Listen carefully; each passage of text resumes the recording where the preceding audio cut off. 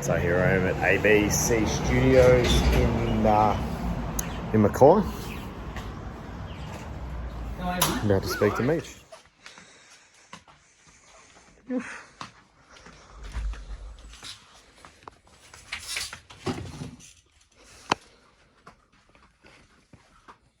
Here we are. This is Meech, and this is one of Noel's mates, Meech here. Apparently they play tennis on the, what day do you play tennis? Wednesday. On a Wednesday. And Very poorly. I've been invited in here to have a chat about my talk, so I'm going to switch this off for a tick, and I reckon we're going to have a chat. Catch you in this. You can leave it set up if you want. Yeah, righto. I've got a little tripod here. Let that run, eh? They still owe us about 500 jobs, I reckon. That place should be like a Hyatt or something with a com and a resort and everything. Bastards, but anyway. Alrighty. Okay, so Matt, what we'll do... Yeah, mate, you want me to put the headset on? If you want to look cool, yeah, whack them on. Oh, yeah. They don't really do anything. It's just more than anything, it's for me for a level point of view. They're not built for a Cobras, mate. They need a Cobra version. I might have to have a chat to Twiggy Forrest to get some holes put in the back. Yeah. We could always... Oh, yeah. So a lot of people do it that way. The beard will allow it. I just had a good trim to it.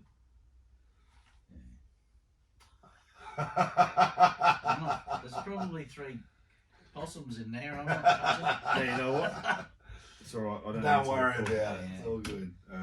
So just check, make sure we're not on air. Yeah. Oh no, that's cool. Bang. Yeah, mic 2. Great. So, Matt, what I'll do, buddy, I'll just get you your full name and the name of the whole project. I'm just grabbing a voice level on you, bud. Yeah, of course, mate. So, Matthew Fennell, Matthew Fendog Fennell, and the name of the project is Cape to Cape for a Life Worth Living. Beauty. All right. You right to have a chat? Yeah, of course. All right. Matt, is that what everyone calls you, Matt? Fendog, everyone calls me Fendog. Yeah, Fendog. Last name Fennell. It's just a nickname for Fendog. Yeah. Okay. Yeah. Fendog, where are you from? Mate, I grew up in southwest Sydney, you might say. I'm all over the place, but I've got a place up in Cairns, been there since 2014. Very rarely there, especially these days with the way life is and what's going on. And obviously I'm not there at all at the moment because the road is my home. Yeah. Cape to Cape. Which Cape to which Cape? We're going from Cape York, the most northern point of the Australian continent, to Southeast Cape, which is the most southern point of Tasmania, which is also the most southern point of Australia. Debatable, there is an island below that, and then if we want to get really extreme, we could say Antarctica as well. That is true. But a practically walkable distance. It's Cape York to Southeast Cape, which will roughly put me through between 4,800 to 5,000 kilometres. Okay, and a walk? It is a walk. When we talk about a walk, an amble or quite a spirited pace, or what's the go there? I like to tell people that I'm just strolling down the street. Stroll, okay. But anyone that has tried to catch me, keep up with me, or see me on the side of the road, no, it's a little bit more than that. So I'm somewhere between, say, a stroll with a stroll with a fit partner to the Christmas shopping walk, which is usually about 7 kilometres an hour, so you can get in, get out. All right, but you're way more than the wet season walking down the main shopping area of Cairns in thongs kind of walk. 100%. If I was walking in thongs, the thongs would be slapping like... Gone, okay.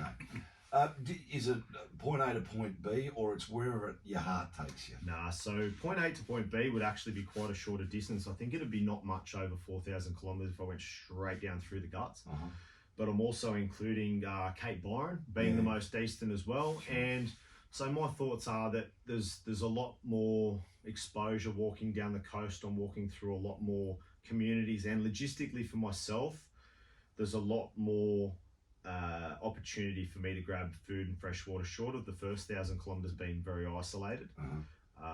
So the inland communities are missing out on what I'm doing. However, just logistically for me, because I'm doing it solo, unaided, unassisted with no support, short of the help of beautiful people along the way, which is it's coming hard now. Like, it's becoming... Well, just sitting here in the Graham Connors #1 studio, you've got Nolly Fordyce with it, and that's a bit of a story on its own. Yeah, it is. So So the story was, so Cohen is about halfway down the Cape, and when you say halfway down the Cape, you usually use Cairns as a marker to the Cape. If anyone doesn't understand how big Queensland is, yellow and Australia, when you're in Cairns, you think you're in far north Queensland. That's what they call it. It's still 1,000 kilometres, which is 600 miles if this goes into national, to the tip.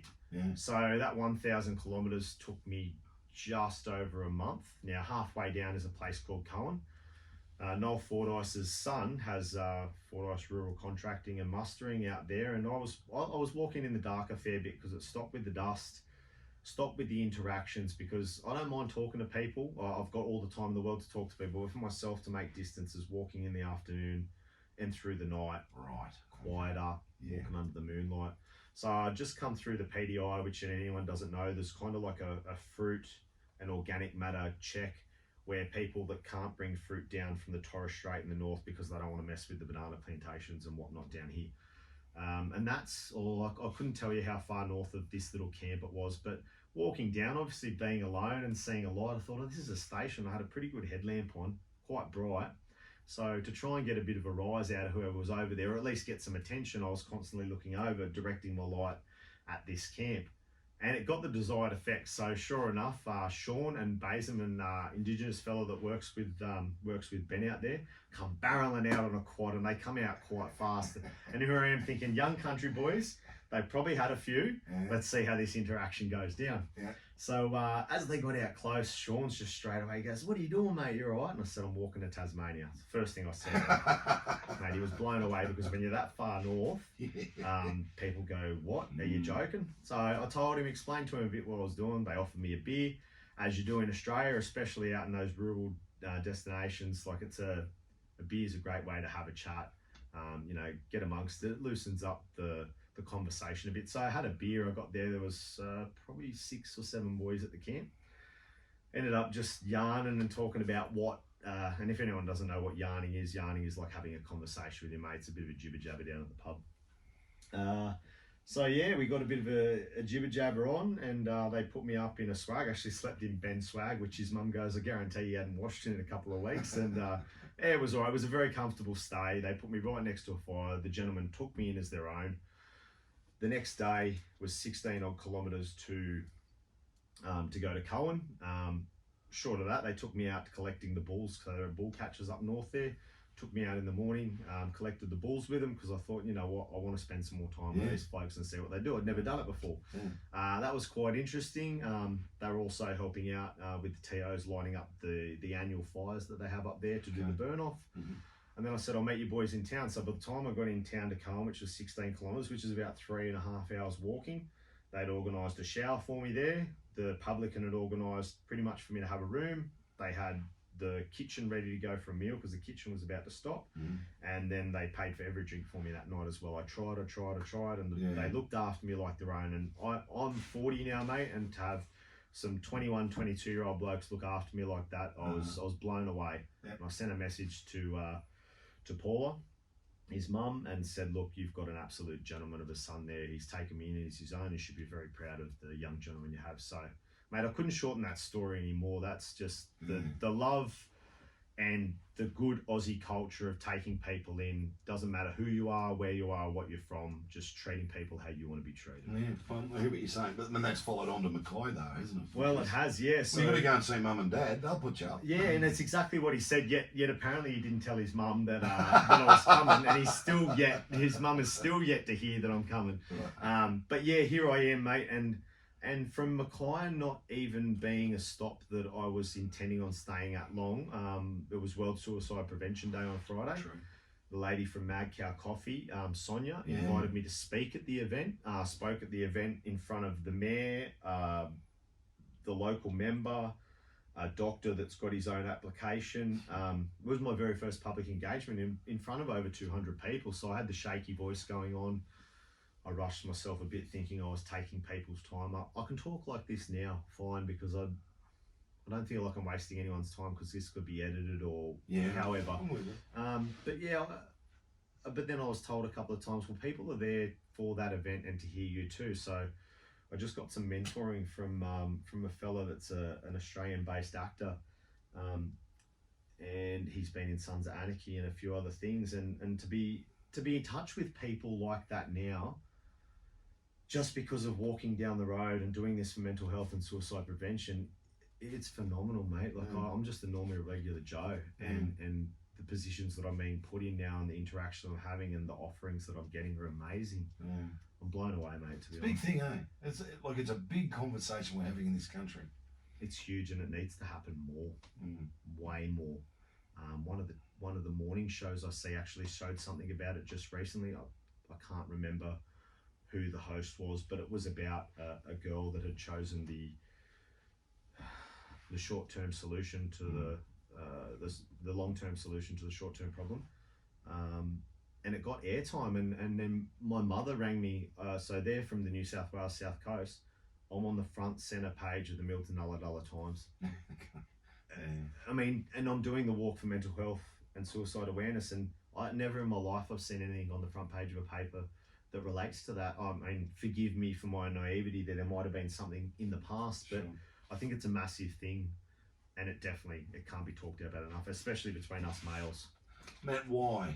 Obviously, it's all about mental health and that sort of stuff, but why are you doing this? So, I mean, short of the life that I've had, it's not been hard, but as you get to an adult life and, being a young testosterone-fueled male, extreme sports, the vibe that I put out is the people that I attract. So I've attracted males of all the same thing, and we're very, very extreme people, be it we send it on our push bikes or our snowboards or even in our cars. Add alcohol, add relationships and no knowledge of really how relationships and love work. You don't learn that at school. If you've got parents that are together and you're with them all the time, you pick up how a relationship should work, but it's not always the case. So short of having some bad relationships, and I don't hate any of my ex-girlfriends. If anything, I apologise on air right now to any girl that I've ever been untoward to, because it's been my own trauma and problems that I've had that I've projected into the situation. So I don't believe you should blame anyone for your actions.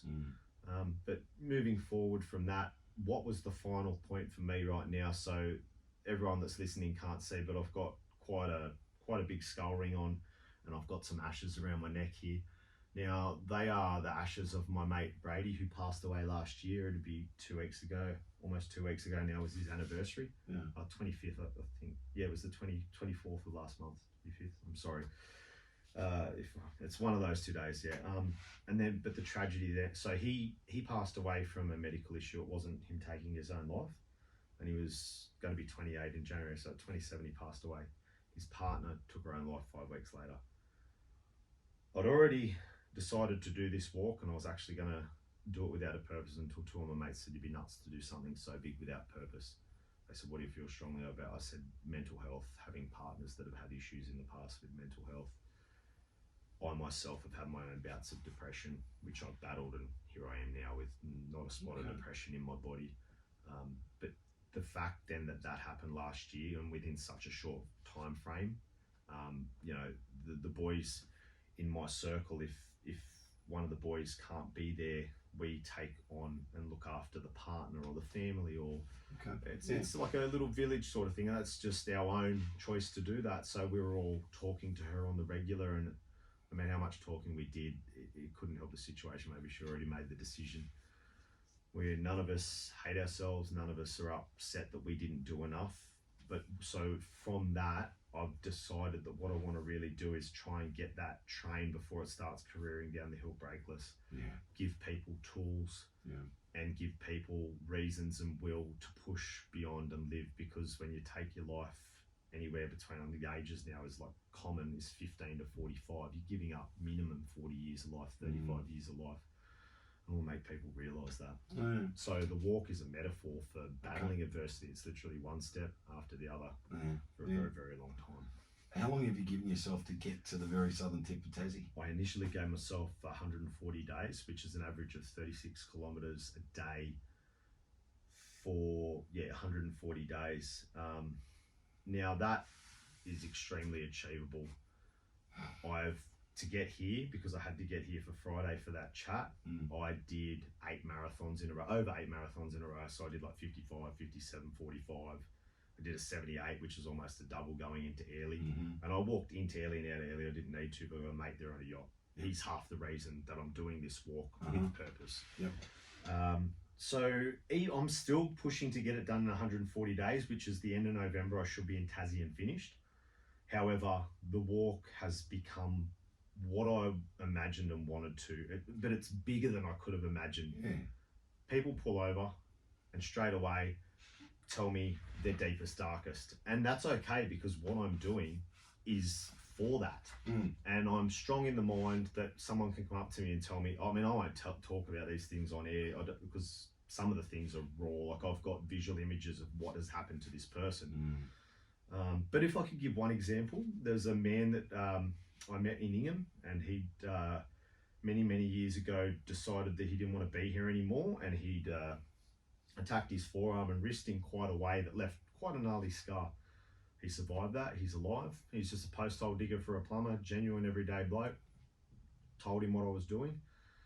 He told me that straight up. I'm like, wow, man. I said, and I didn't even question who, what, where, when, how, why. I just said, mate, how many good days have you had since then? He goes, brother, I've woken up on top of mountains. I've seen the most amazing sunrises, the most sunsets. And that's all I needed to hear. And that's what I really wanted to show people and tell people, that if you push through that adversity and you get to the other side, mate, you might have 3, 4, 5, 6 bad years, but the years after that, I mean, like guys like you, which are around my parents' age, like you have adversity through life, and you sharpen the tools in your head, because next time something goes wrong, you know how to fix it. But when you're young, you don't. And I find it's more prevalent in this day and age. You can't blame the kids, but things are becoming a lot easier. Like, even your grandparents and my great-grandparents, the house burnt down, you had to build it yourself. You couldn't call up a home builder and go, hey mate, come build my home. You had to do it yourself.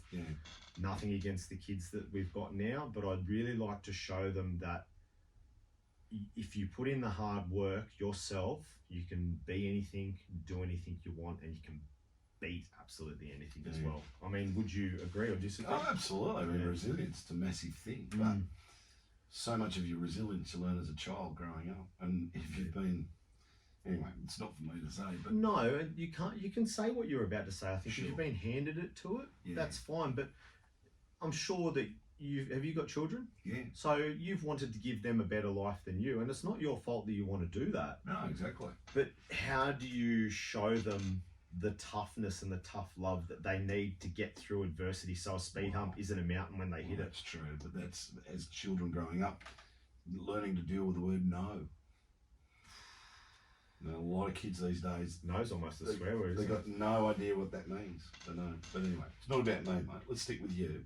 Righto. Sorry, sir. So I'm just wondering though, the way that it's gone from Cape York to where you are now in Mackay, you're going to have to recalibrate your time, because you're having these chats with people, and that's obviously what it's all about. It's not beating a land speed record, it's these chats. You could be out there on the road for years. You could be. It's a possibility. Well, look, I'm not going to make this public as yet, but there's something possibly in the works for the end of this journey. And it'll be a continuation of some sorts. I'll leave that to the people. So there's a few people that I've told here and there. But so also me pushing hard and making my distances, I believe when I say I'm going to do something, I do it. Like I didn't make my distance. From a resilience point of view. Yeah, I didn't make it to Mackay like I wanted to, because I had this appointment at 6. So Paula come out and picked me up at 4:15, and it was just out of the turn off. There's a primary school out near Hampden. So that's where I'm starting from again on Tuesday. So I've chosen to have 3 days off here, because I've had so much love and support from a place that I wasn't going to have any support, to an amazing love and people sharing, and to be able to sit here right now is fantastic. So I had left the whole journey open for things to happen, but I still really, for my own little bit of ego that I do have left, because the ego destroys everything if you let it control you. but I'd love to still finish. So my calculations are in 4 weeks' time I can be in Brisbane and I can still have those interactions 5 or 6 times a day. I've just gone and bought a CB radio so I can actually talk to truckies now as well. Very clever. And not my idea actually. I can't say Brian from Cairns, who's a young fella that's come and meet me a couple of times now and set up a little camp for me. So I'm solo unaided and assisted, but now people are like, do you want to stay here? You want to stay there? Yeah. I'm actually missing my hammock. I haven't slept in my hammock now for, oh man, like over 2 weeks, and I'm missing it. Although the other night I slept at the O'Connell River there, and I was lazy that night. I laid my mattress out, I put my sleeping bag down, and the only spot of rain on the Doppler was the tiniest bit. It went over me, went for 30 seconds, and it was the biggest drops of spirit I've ever felt until I was saturated. Flipped the mattress over, got back in the sleeping bag, went back to bed again. Felt another couple of drops at about 3:45. Went, guess it's time to get up. Someone's telling me I need to keep walking, and I did. I got up and then I continued walking. Wow. Now, just sitting here in the studio here at ABC Tropical North, you're videoing this, so I take it there's a vlog, a blog, or something like that. You're tracking all this digitally? Yeah, look, I'm doing my best to track it digitally. So I've got a YouTube channel which is in its infancy at the moment, and I've put a little bit of me working on my cars in the past, and I've put a couple of little videos of what I'm doing up. But it's not really the intense concentration at the moment, although I need to get on top of it because once the footage builds up to terabytes, it will. So I've got an Instagram which is Fendog, FENNDOG _Aussie _Gypsy.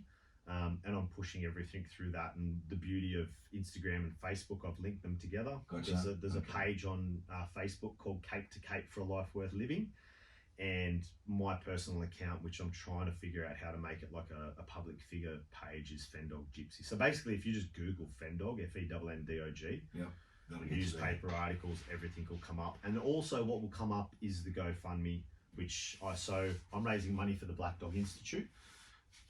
I have left it open, and the Black Dog Institute know this. I have authority to fundraise from them. However, if there's another charity that aligns with what I'm doing and I feel very strongly about it, I'm open to give them a donation as well. There's $22,000 in there at the moment, which is phenomenal, and that's just from your normal, regular, everyday people. I'm sponsored by these guys. Am I allowed to say that? No. Okay, cool. You can. I'll just chop it out. Yeah, no, you're right. I've got potential sponsors. They're going to put a fair whack of money in too. Oh, that's great. And I'm not getting paid by my sponsors. No. I've asked them, okay, I'll wear your stuff, put some money in the fund. Cool. And that should be exciting when that goes into. $1 million question for you. So from Cape York to Mackay, what you thought was going to happen versus what is happening? It's way bigger than I ever thought it would be, mate. It's I could definitely be quoted as to say I want this to get so out of hand that it's so hard for me to manage, as in like social media wise, people coming up to me wise. It's not there yet, but it's pretty close. It's like my phone goes off. Hey man, can I walk with you? When can I walk with you? And I've had unplanned break right now, so I'm like, all right, mate, I'm going to be walking on the Tuesday. As far as like the interactions and the walk itself, it was unseasonably hot. We had a massive wet season this year just gone. So I'm actually glad I didn't leave the month earlier, which is what I planned to do, because I would have been walking in mud. So the extra heat, that 1,000 kilometers, it was actually 1,012 kilometers to the front door of my house in Cairns. That took me a lot longer than I had anticipated. But now I'm down in this cooler area. Like I said, I'm managing 50s, 45s to 60s. I'm making up ground really, really quick, which is that inner me wanting to do it in 140 days. Even though I have now announced to people it might take longer, it's still going to be a world record regardless, because the only other fella that's done this did in 167. He did a little shorter distance, not quite the route I'd done. And he did it with a cart, not just the 40-litre backpack with a hammock and sleeping bag hanging off the back. Right. So, yeah. So, make a statement. I want to get your thoughts on it. 99.999% of people in the world are good. Yes. Yeah. And you've seen it firsthand. Yeah, most definitely. What creates bad people is bad situations, and I would say trauma. I don't think it's bad to say that. Like, I was actually just having this chat with Noel before about, and Noel and Paula, about like how a child grows up, or where you get your relationship values from. 99.99% are good, and even that 0.01% have the possibility to be good, but they just haven't been shown the good. And I think once you show that good, mate, I do it all the time. I walk down the street, I smile at someone, I wave, and the blokes I'm standing next to, they've gotten used to it now, but they're like, you know that bloke? I'm like, no. And they're like, well, why'd you say hello to him? I'm like, he may need to see that smile today, and it's priced, like, it's free. It's free to smile. Sorry, that took me so long to get. I talk well all the time, but it took me so long to get that out. Mate, I've got heaps there, which obviously got to edit down. Yeah, mate. But I've got where all your stuff is, where they go fund me. We've got what it's all about. You threw in a good example of there. Yeah. There's three things I do want to say, hey, if that's cool. So there's three things I want to say in relation to life, and it's not Stoic philosophy, but it simplifies life. You control your own happiness. Little expansion, there should be nothing in this life that controls whether you're happy or sad. You can mourn something lost, you can mourn this, you can mourn that, but really deep down, you're the only person that controls your own happiness, not things, not anything.